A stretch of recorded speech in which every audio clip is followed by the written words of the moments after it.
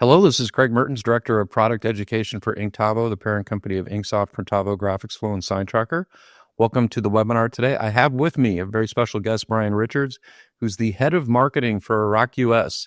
And if you didn't know, ROQ US and Inktavo have a very close relationship, a strategic partnership. We are going to be attending the Impression Show and hanging out in the ROQ Pavilion, which is quite an exciting place. We're going to rock it out in the ROQ Pavilion. So we'll hopefully see some of you in Long Beach at the Impression Show.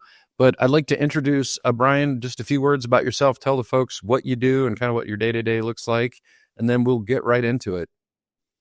Absolutely. Thank you, Craig. Thanks for having me. I've worked in the screen printing industry for 20 plus years. I've worked with ROQ in the US for the last 10, and most of those in sales, and have been a part of marketing. It's always been a passion for me. Have moved on to head up the department last year, and really everything from creating campaigns to writing copy to working with our team on what we're going to focus on, what new product launches are around the corner, and how we want to talk and engage with our community. So it's been really fun, and every day is new and different. Yeah, it surely is. And, one of the things that, we typically do, we have a monthly meeting where we get together with the ROQ team and we talk about, what kind of topics do we want to discuss in our ongoing education program? And certainly AI and automation is, they're not really buzzwords anymore. They're part of what we do. And I was watching a TikTok the other day, and they were talking about, where are we at in the world of AI automation as it compares to the internet? And a very successful industry leader shared that we're in 1996. And that made me kind of gasp a little bit, because I remember what the internet looked like in 1996 when I first saw it.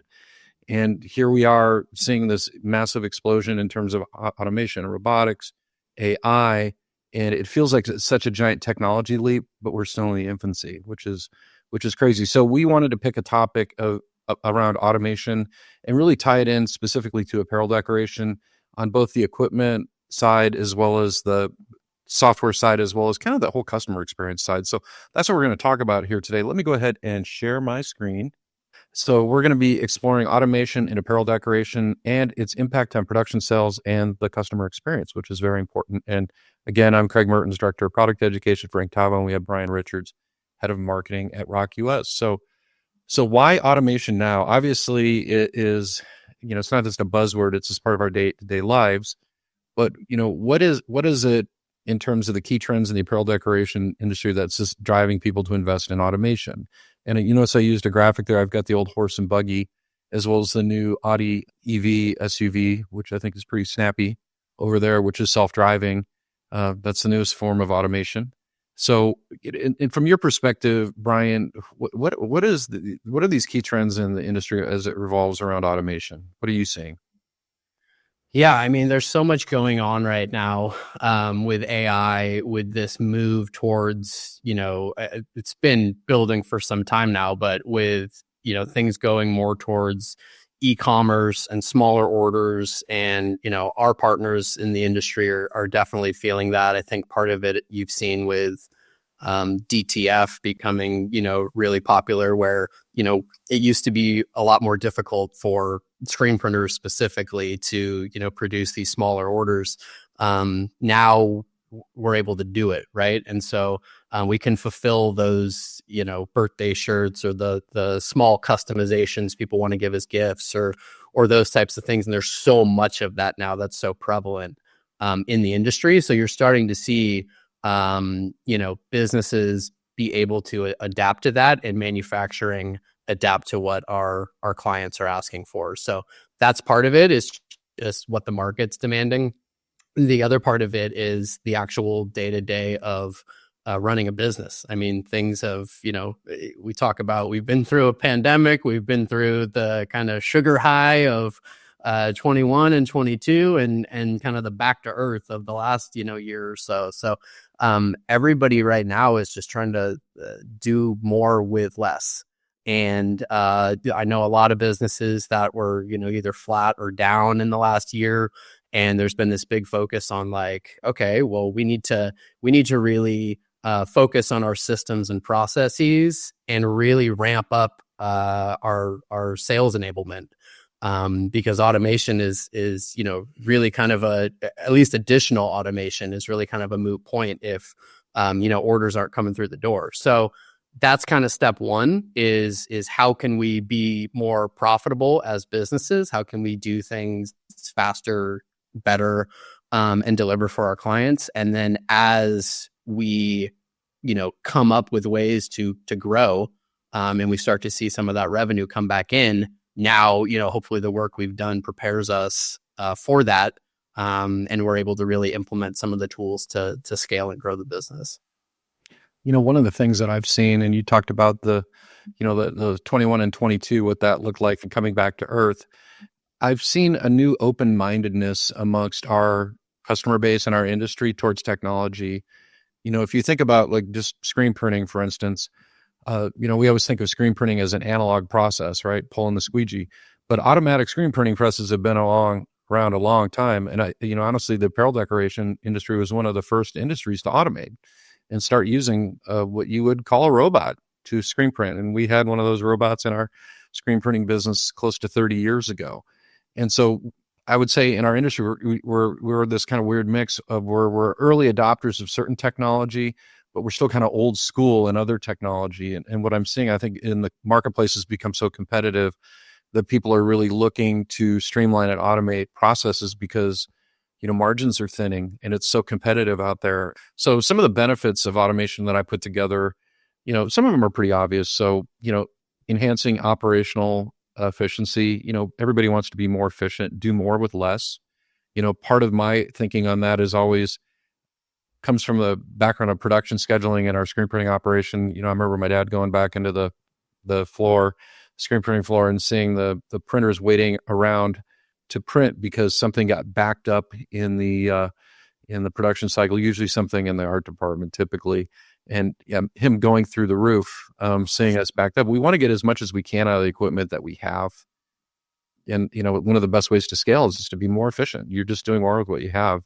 Reducing production costs. Everybody wants to save money. Everybody wants to reduce production costs. That was pretty obvious, but also like lead time on fulfillment of orders. If you think about it like this, if you're more productive with the equipment and the tools that you already have, that will automatically shorten your lead time. But not only does it shorten your lead time, it increases your production capacity. So now you can grow and scale. And expanding market reach. People are reaching into new markets, and whether or not that's the customer base or just by expanding markets with adding, technologies like direct-to-film transfers, that's a huge benefit of automation. Improving the customer experience. It's been my experience that the people that are really succeeding in the marketplace are the folks that are making it easy for their customers to buy from them. And automation, especially in the form of automation via communication, is a really important part of that, and that also leads to less customer turnover. So ultimately what we want is sustainable growth and to be able to scale in a very competitive industry.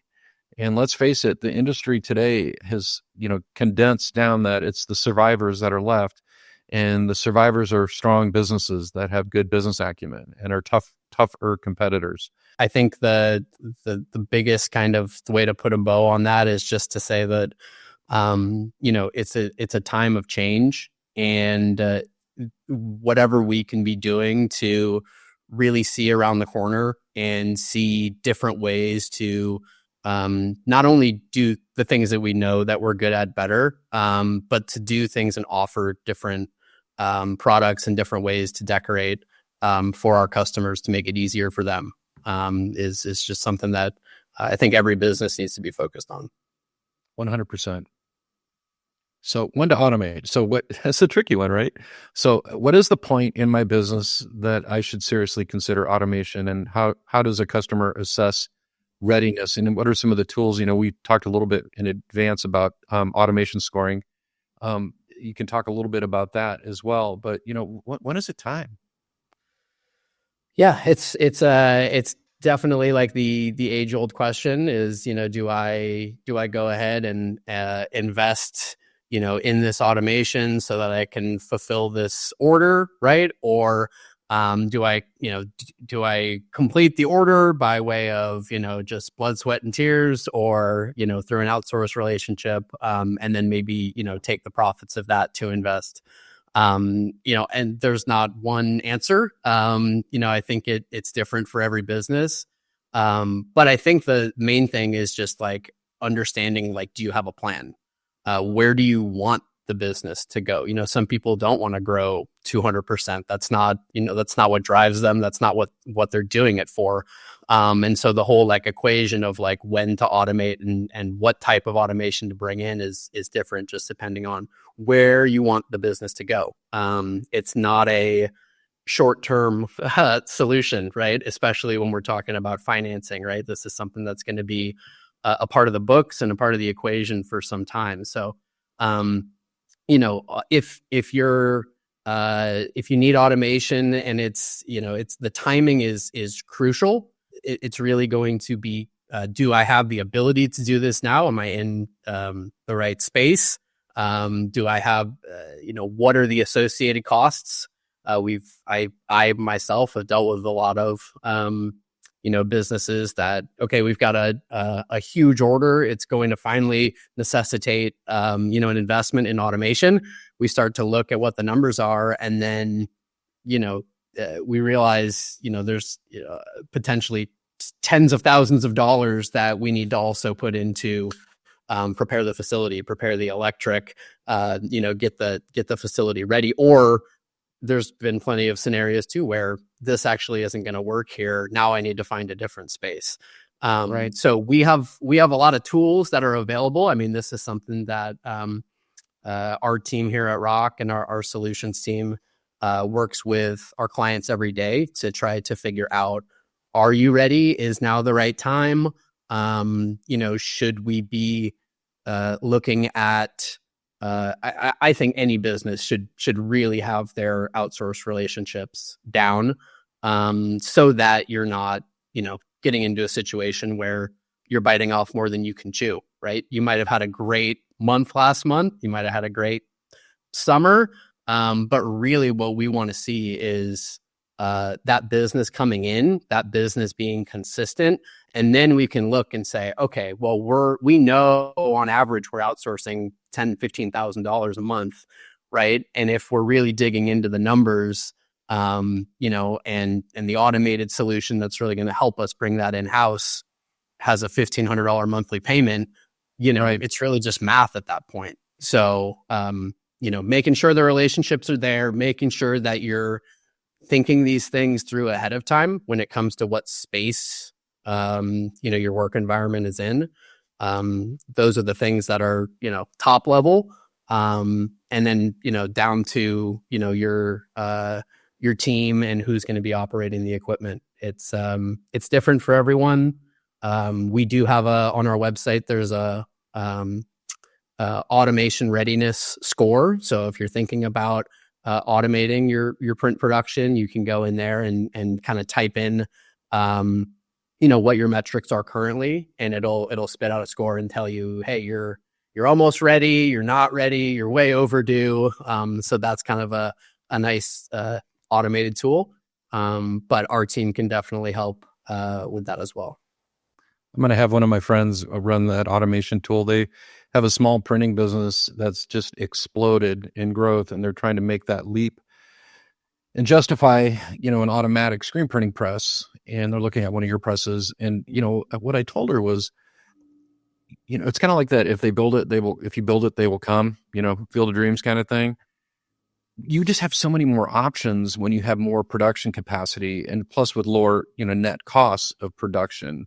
And so I think a lot of times people are like saving up for an automatic or automation, whereas like if you can finance it and you can cash flow it through financing, not only does it pay for itself, but it's just an amazing way to grow the business, because now all of a sudden you can take those bigger orders and be more competitive. So definitely thank you for providing that tool.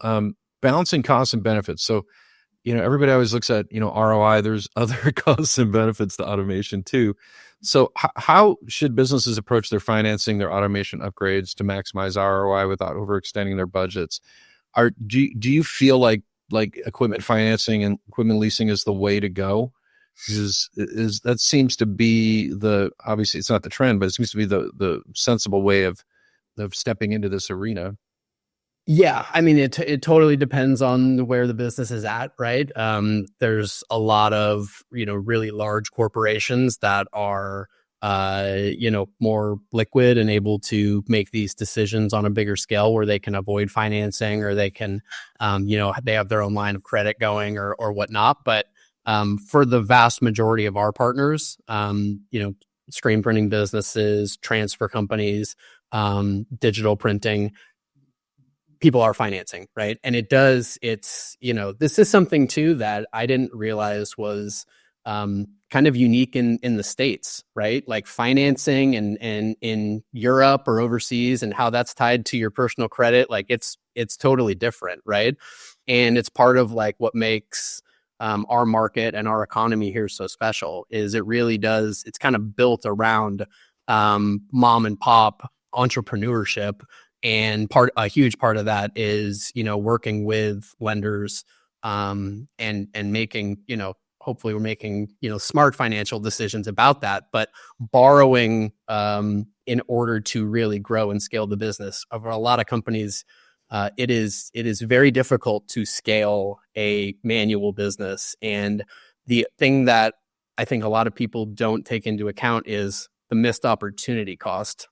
Correct. If you're just trying to plug away, it's not as efficient, obviously, to just kind of brute force it. Sometimes you have to, if you're rebuilding credit, or you're in those types of situations. But I think just making sure that you're not over leveraging. You are working on your credit health, and you're making sure that that's in a good place, so that when the time comes, you're in a position where, you can borrow at a good rate.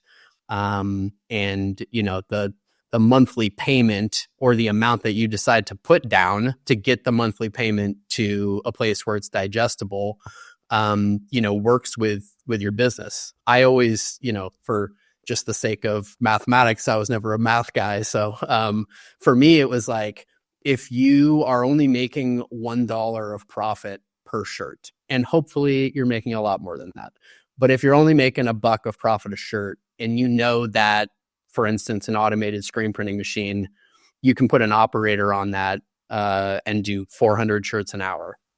When you're on the first of the month and you're thinking about, okay, how quick can we pay off our expenses? How quick in this month can we get to zero, so that the rest is now profit that we're, able to reinvest and grow with?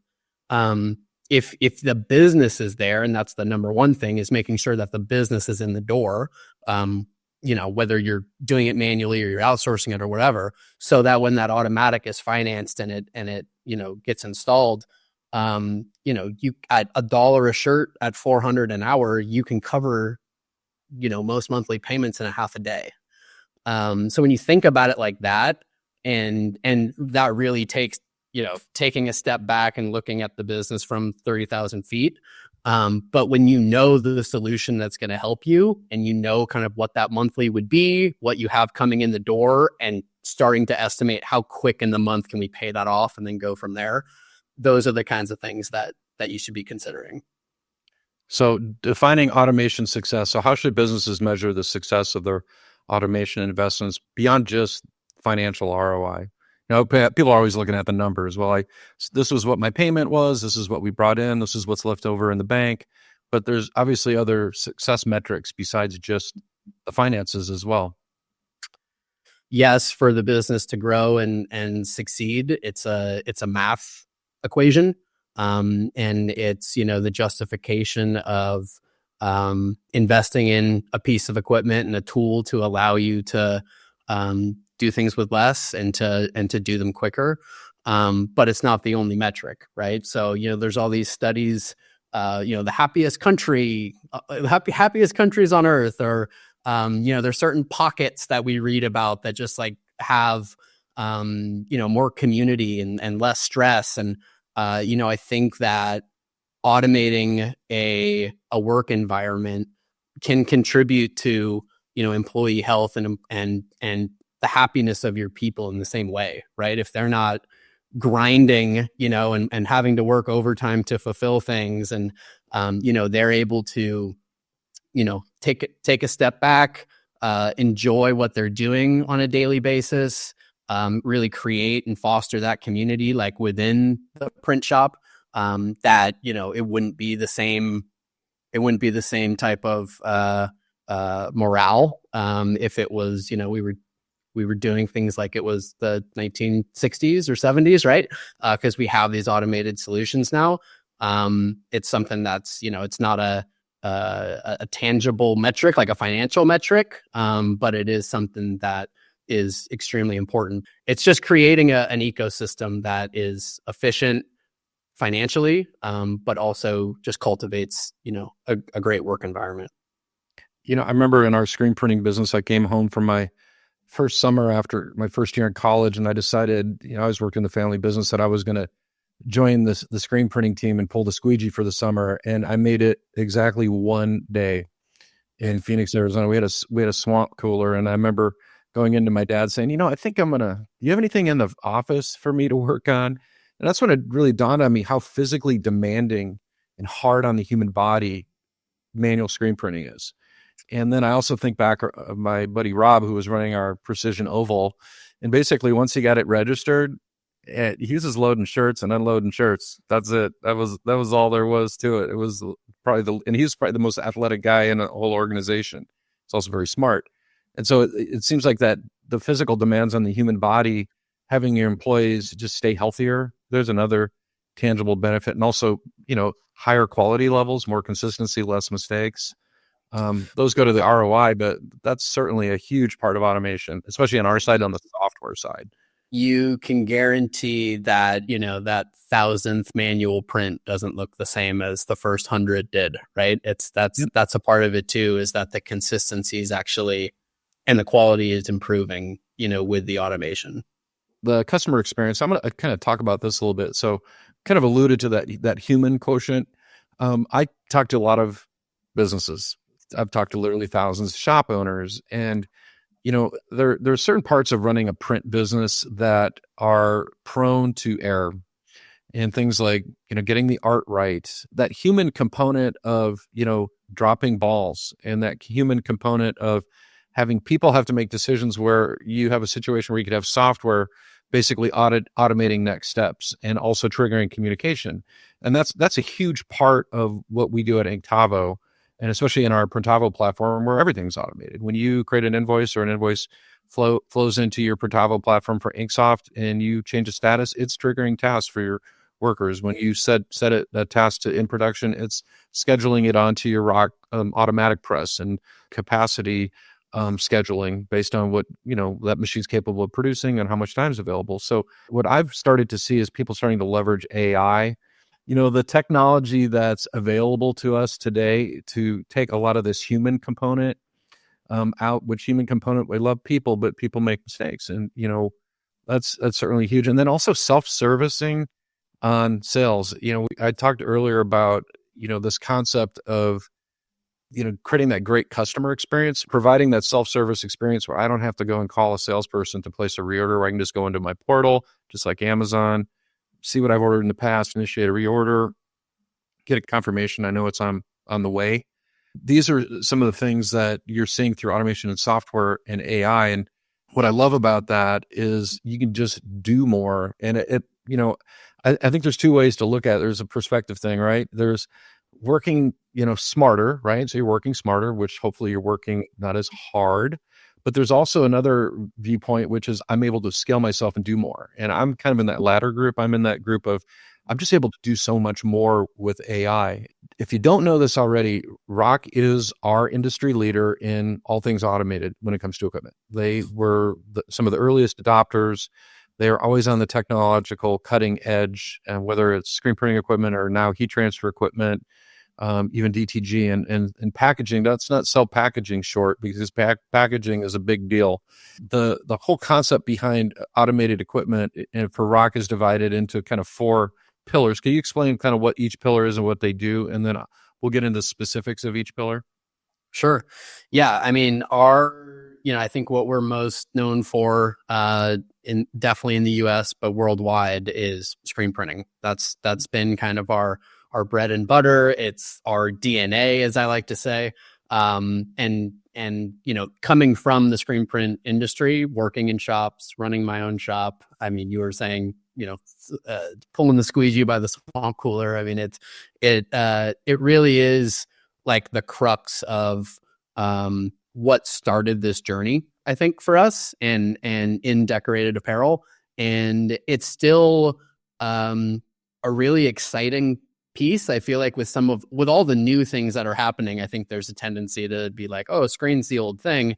But some of the, innovations that the screen printing presses have now are, really cool. With the stamping or the inline, special effects stuff that you can do with some of the technology that's built in now, and just how efficient they're getting. So the screen is really our bread and butter. However, as the market is changing and there's different solutions now that our partners are able to supply for their clients, we want to make sure that we're a part of that and speaking to that with the same level of innovation and quality that we've delivered to the market with screen printing for the last 40 years, right? So we created our first DTG. I won't skip over this, but DTG and fulfillment probably around 10 years ago for the last decade, maybe a little more actually on the folding side. And then in the last 2 years, as DTF has just exploded, creating solutions for transfer too. So it's really exciting. It's kind of awesome to diversify our product offerings, and just it allows us to work with so many different clients as well and better serve our partners. For screen printing, I kind of divide up these models into like, your starter, and then you're like advanced, right? So the fit is a 4-color unit. If you're doing 1 to 4 colors, it fits through a door. That's why we named it that. The E is our newest machine. It's really cool because it doesn't require an air compressor. It has like a little built-in air supply into the base, so you don't need to connect it to anything except power. So you just plug it into electric power and it runs. That goes up to 8 colors. And then the U has kind of been our flagship. You can start on the U with as little as 4 colors. You can add print heads to the U. You can do like different configurations. You could do a 6-color 10 station or a 8-color 12 station and add a 9th or a 10th print head to that. And those can go up to much bigger sizes as well. And then when you're really looking at, okay, I want to be able to print 1,000 shirts an hour. I want to be able to set up a 7-color job in, less than 10 minutes. Then you would start to look towards, some of the more advanced machines like the ROQ Next, or the ROQ Eco. Those are going to provide you with different features, individual print heads, chain drive indexing, fetch palette systems, to just make everything that the other machines do really well and just speed them up and make them, even that much more efficient. Okay, so next pillar we were going to talk about was the transfer. This is the one that's really exciting for me, and just laying the foundation. You're talking to a guy here that I one summer for our family business, for 10 cents a shirt, I pressed 10,000 shirts in our garage with 2 Insta presses, shuttling back and forth. And I was a hustler, so I was hustling to get this job done. And I have pressed tens of thousands of shirts. When I see all this automated equipment, that like an oval heat transfer press and an automatic peeler and an automatic feeder, I get excited. So over to you, Brian. Talk about your transfer automation strategy and the equipment. Yeah, I agree. It's the new cool thing. It is very relevant. It's very exciting. And it has gone from, we didn't have a solution for the DTF market 2 years ago, right? And we unveiled the Impress at Printing United 2023. And in the last 18 months, it's become our most popular product. I mean, it's been crazy to see in terms of just the speed at which the industry has kind of adapted to, running direct to film. I was looking at a Facebook screen print Facebook group the other day, and it was like consensus, like if it's less than 50 shirts, we're DTFing it. And so, just understanding then if that's, depending on what ratio of your printed orders are, smaller and more suited towards, variability like DTF or even DTG, versus screen printing, where, it's going to be obviously a lot faster and a less cost per shirt to produce, at volume. The makeup of each business is going to depend on, what's the relevance of like investing now versus waiting, right? If 10% of your business is DTF, maybe a heat press is fine. When that starts to creep up to 50% though, you really need to take a look at the numbers and do the math, and understand. So the Impress that we debuted in 2023 was just what you see here, the carousel on its own. There are a lot of machines that are out there just like this. Oh, firework. So how you operate the Impress though, without any of these new robotic attachments, is that it requires operators, right? So the cool thing is this machine allows you to scale your DTF up to like 400 to 500 shirts per hour, right? Wow. So that's the great part. The tricky part is that to hit those numbers, you need to have 2 to 3 people on this machine, loading the shirt, loading the transfer, peeling off and unloading, right? To get to 500. So what's been really cool to see with these robotic attachments is starting to allow businesses to continue to hit those numbers, but to not have to use the same resources. So this past year at Printing United 24, which was in Vegas, we introduced the ROQ feed and the ROQ peel. And these are attachments for the Impress. So you can start with the Impress a la carte. You can add one or multiple of these at a time. We're getting ready to unveil the third and final one at Long Beach coming up here in just a couple weeks. But what they do is they automate each part within that process. So the feed will actually pick up a stack of transfers and it will place the transfer. It's aligned with lasers, right? So you can change the size of the bin according to what the graphic is.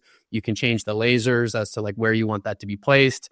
And the feed will actually pick it up with like little suction cups and it will place it on the shirt exactly where it's supposed to go.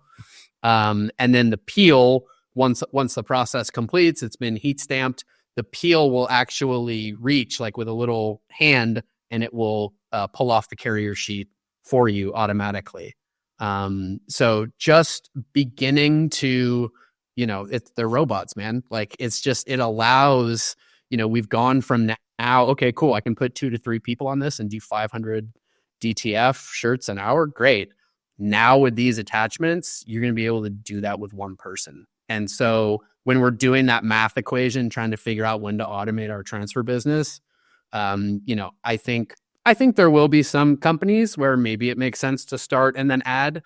But I think once people really see what this whole module can do on its own with the robotics, it's going to make sense for a lot of businesses to just start with each one of those and allow, their transfer business to totally change. With these automated heat transfer presses and a modular system that lets you basically appeals one employee and feeds another employees, and now you're at one person doing the same thing that you had 3 doing, that it's definitely infinitely more practical to do digital heat transfers in DTF. So we talked about the heat press. You teased the 4th module. Are you ready to talk about it yet, or do we have to wait till Long Beach? So it's the 3rd robotic attachment that goes on the Impress. And what I will tell you, I think everyone should go to Long Beach and visit Craig and I at ROQ booth 2701 to see it for themselves. But it's going to automate the unloading of the shirt. So you're literally just going to have somebody who's putting the t-shirt on, and the machine's going to do everything else. Oh, amazing. Can't wait to see it. So Rock Digital, DTG. ROQ Portugal is really cool with this. I mean, you're seeing it with what we just talked about with the Impress on the direct to film side. It's like taking a solution that the market already has such high regard for and that has such a good track record, and just adopting it to a different type of decoration method, right? So if you look at that Impress, it's like just a miniature screen printing press with heat presses on it instead of print heads. On the digital side, yeah, the ROQ Now was an evolution of how do we design a machine that is like an oval screen printing press, but has 0 print heads and just has these digital hybrid attachments connected to it, right? So the hybrids that you see here, there's 2 of them, right? A white cabinet and a CMYK plus orange and green color cabinet. The color version of that is what would, slide onto a screen printing press and act as a hybrid, right? So it's those 2 on an oval body is what created the first Now. We've got the latest iteration of that's also actually going to launch at Long Beach. Another reason to come see us. They've totally redesigned it. So it's a little bit less like different pieces kind of going together, and it's one more kind of modern looking system. It's also faster, which is really cool. But yeah, on the DTG side, I mean, what they've been able to do, the technology that's in these machines. So the ROQ Now is the really big solution. There's a smaller one called the ROQ Go, which is more like, not tabletop, but smaller. I don't want to say smaller format because it actually prints really large, but slower scale, I guess, is what I would say. 50 shirts an hour, whereas the Now you're doing over 200 shirts an hour. So if you're running a web to print operation, or you're contracting with a digital print platform, the ROQ Now is a really cool solution, because one operator literally can, an order can get placed, or 300 orders can get placed overnight on a website. They can have a barcode generate the data from that order, and then your operator's just scanning the barcode, loading the shirt, and the machine is literally doing everything else. It knows what color the shirt is based on the barcode information from the website.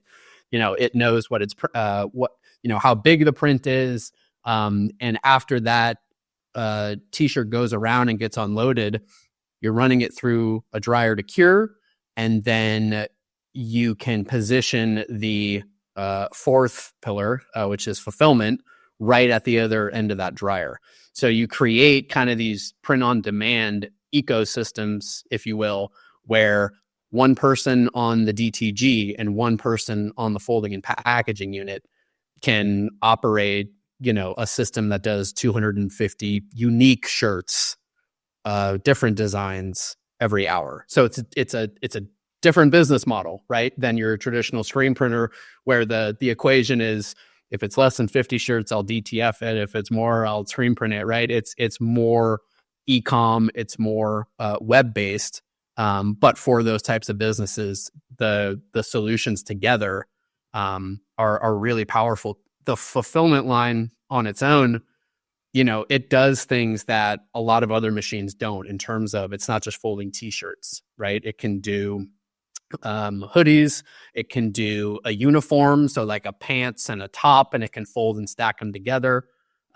We have a client in Alabama who has, I think, 4 or 5 of these, and they run a business that is an online like women's boutique wear. So you could go on the website and pick out your outfit, and what they're going to do is go ahead and pull the top and the pants or the blouse off of a rack and put it down the machine, which will fold it based on the type of piece it is. Again, it's barcoded. Fold it based on the type of piece it is, stack it together. The bag is created based on how big whatever its packaging is. And then the final piece of that is the information from that barcode will actually travel with the garment all the way through that folding line And the last step is the ROQ label, which will print a direct-to-consumer UPS shipping label with all the information. So you're literally going from web order to out the door with these 2 operators and 2 pieces of equipment.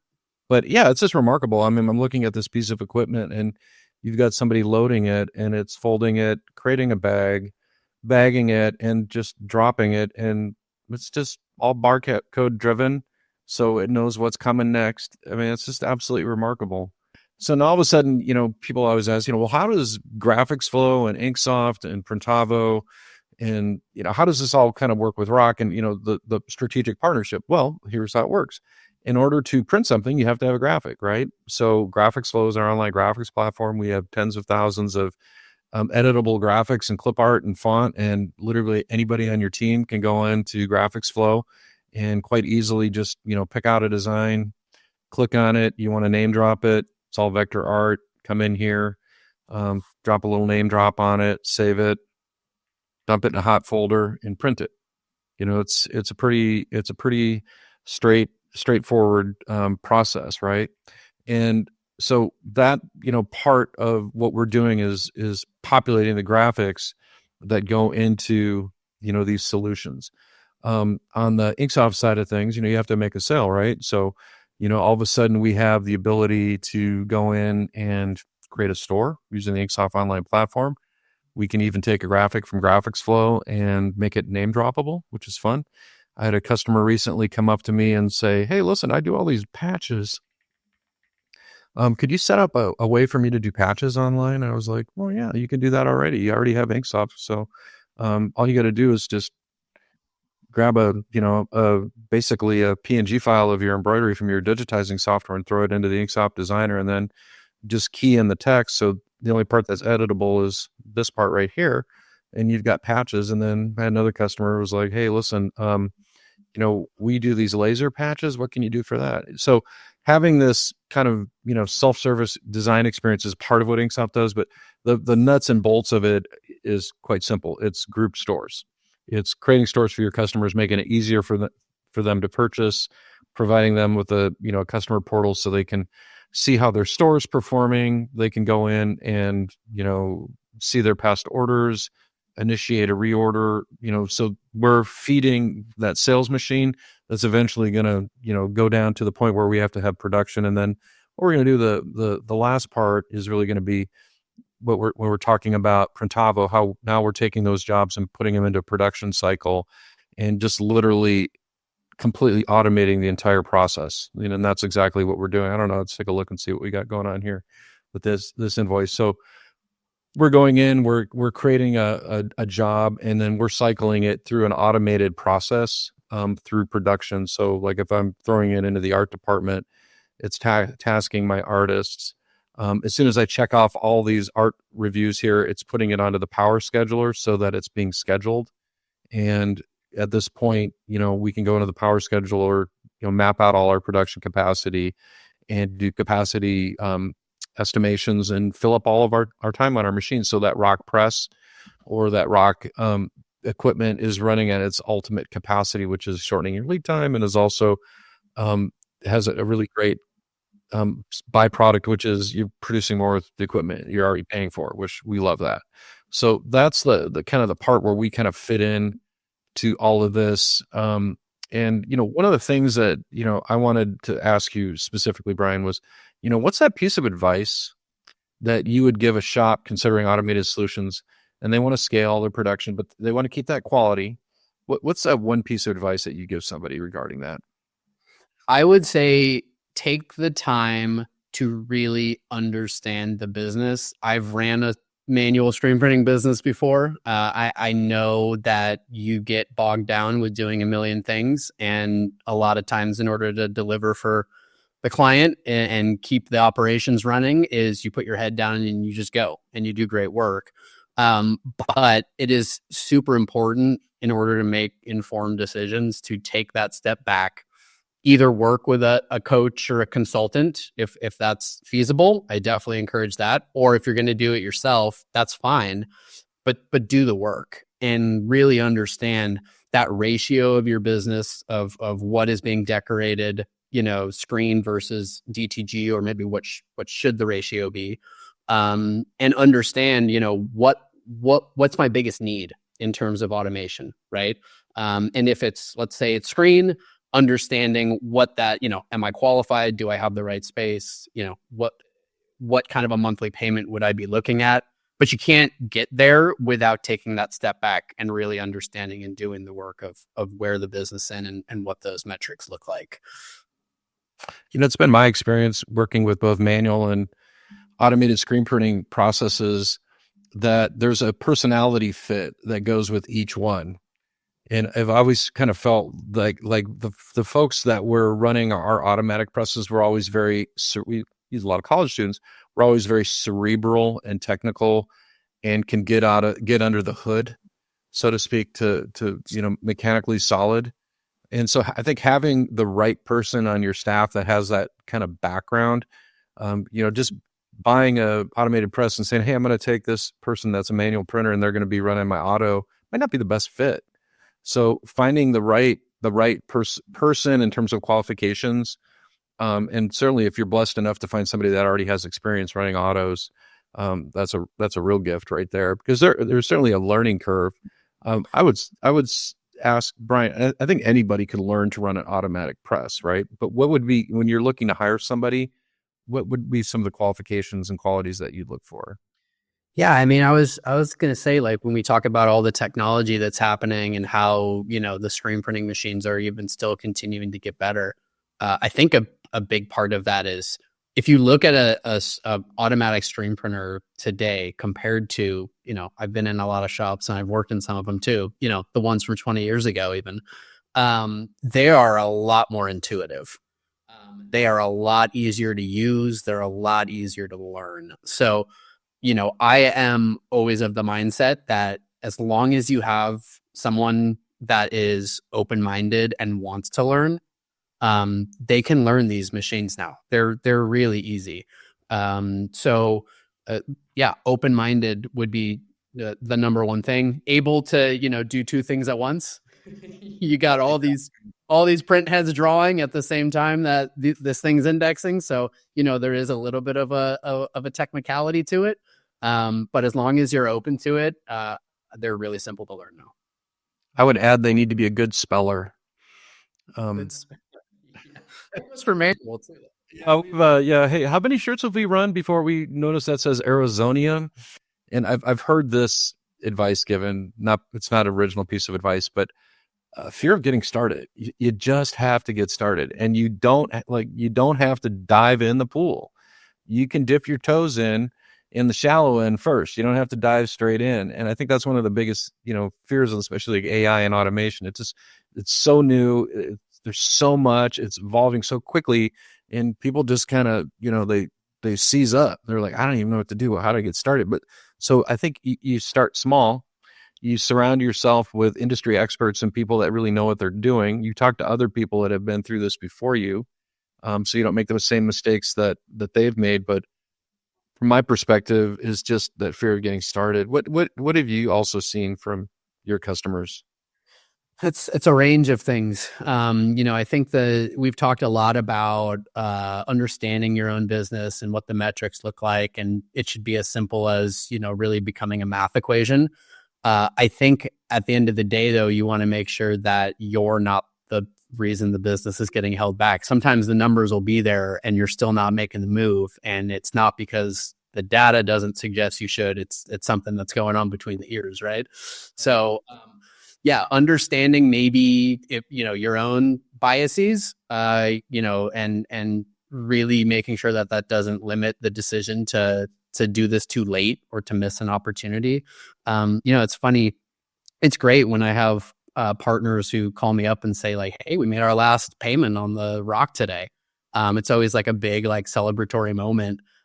Some people are able to do that and like pay it off early in like 1 or 2 years even. And it's like, okay, that probably means you guys could have automated a while ago, right? So like trying to find that point of like, when do we do this so that we're not missing opportunities to grow, and not doing it too late. I guess better late than never.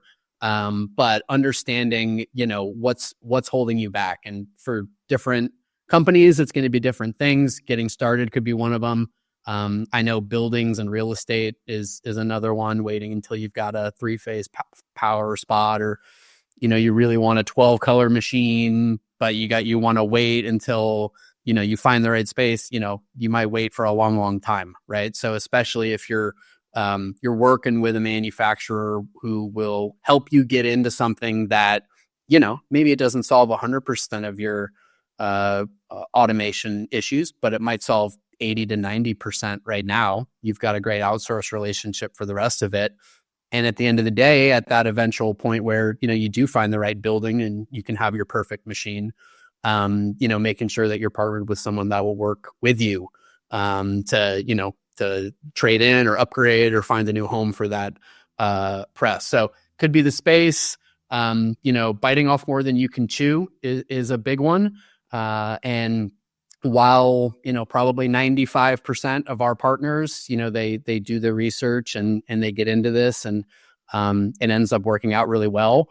There's a certain percentage that, they make a decision based off of, a really great month or one big client. And when something happens that's different, it's really hard to adapt and adjust. So to kind of get over that, I always preach consistency and making sure that when you do this, it becomes a situation where you're actually more fearful of not doing it, right? In terms of like what that does to your team and your client experience than you are of making the leap. It shouldn't be something scary. But if you're in this position, ROQ US, we've got an awesome ebook called The 7 Worst Fears of Automating. Goes through a bunch of different scenarios, some of which we've covered. There's some more in there as well. Real life stories of things that held people back and what happened to their business when they eventually made the switch. So definitely check that out. Yeah, I always have to remind myself there's a cost of inaction as well. And all those opportunities that kind of pass us by.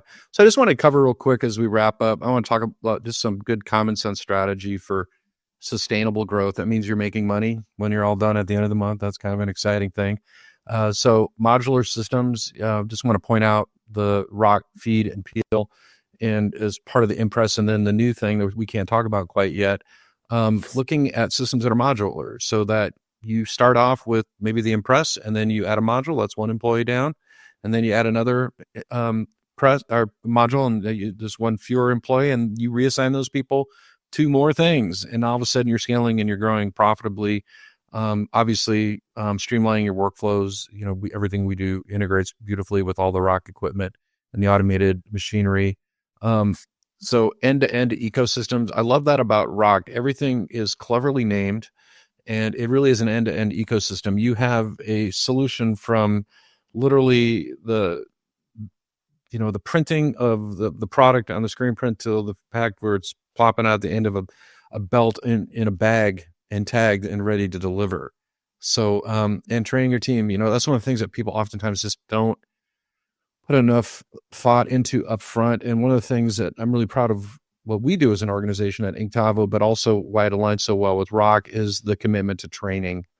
And it's just going to take a while to get people up to speed, and you have to be willing to work through the process of training. It's not one of these things where you can just get an automatic press or get software and just dive in and figure it out on your own. And interesting enough, when people invest in capital equipment, they're very motivated to start using it right away. So usually follow directions, read manuals. They'll usually do that. But with software, it's just the opposite, because software, you can just you can put it off. You can just put it off.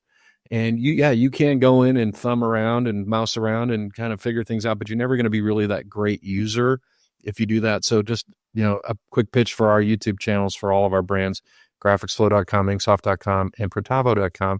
You can link to our YouTube channels. We've got great video content on there. And this webinar will be posted on there as well. And then analytics, just keeping track of things. I had actually a really good piece of advice from a client of mine on the way that they use the Printavo Power Scheduler.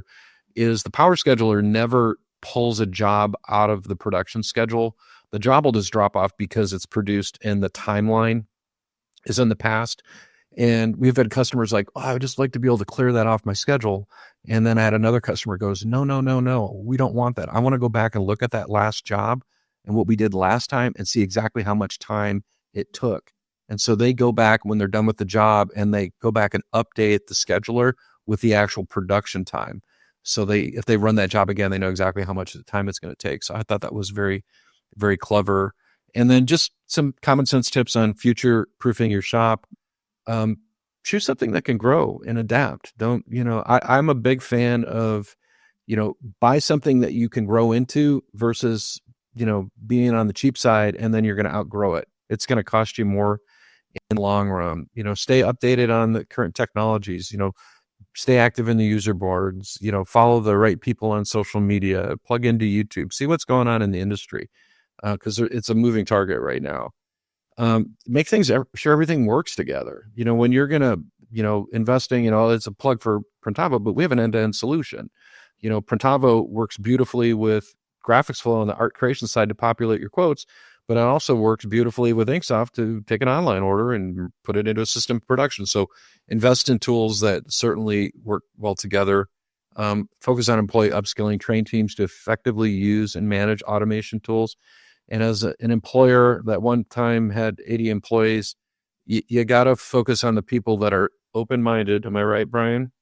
And that are willing to learn. And the folks that are not open-minded and willing to learn, they're going to hold you back. And so sometimes it's a challenge to make those difficult business decisions as an owner, but that open-mindedness and willingness to change and learn and grow for the betterment of the company is a very, I think, valuable quality in an employee.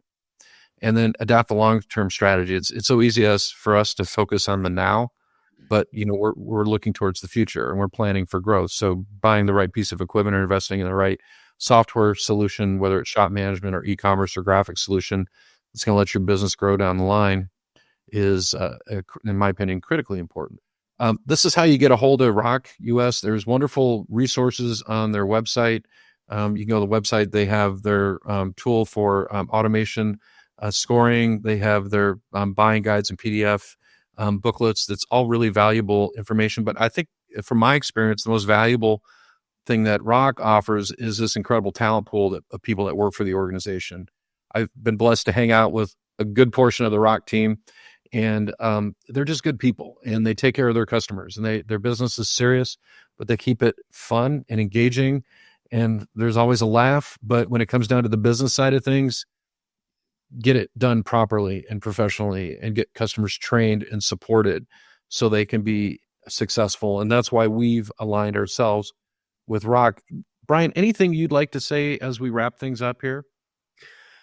Well, first, thank you for having me, Craig, and likewise, the work that, the product that you guys offer, the suite of products I've used, I've been a Printavo user and an Inksoft user. They're great and they're fantastic to help people really, scale their business. So thank you for that. And yeah, I think, it's an incredibly exciting time in this industry. I think that, especially with like the Long Beach show coming up, that's always such a great time, like getting everybody together. It wasn't that long ago, right, that we were all like barricaded in our houses and couldn't do things like that. I think we're like so quick to forget. So just like utilizing the time that we all have and not forgetting the reason of like what got us into this industry. Yes, it's to build businesses, but also it's like to make really cool stuff and to like see the expression on people's faces when they get that shirt or they get that order. Not forgetting that. And some days are tougher than others, right? But, just understanding that this is a community and, we're all here to help each other and, create this awesome confluence of art and business and see where it takes us. Well, Brian, thank you so much for coming on. I'm looking forward to hanging out with you and the crew in Long Beach. And for all of you that have stayed with us today or watching on the recording, we will see you on the next Decorator Academy. Thank you again.